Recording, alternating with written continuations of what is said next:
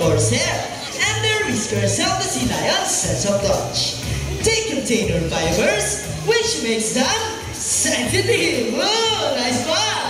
Hey! And they can also use their whiskers to aid in navigation or to detect vibration from prey in the water.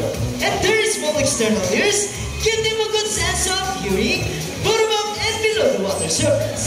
Sea lions, like any bird animal, can see both above and underwater. They have a keen eyesight, but no color vision. In the wet, they inhabit waters close to shore, frequently lives with tide pools, and have a preference for rocky beaches. They have excellent climbing abilities, which can easily scale rocky cliffs. Well, check this out. Surely strong front flips. Galing!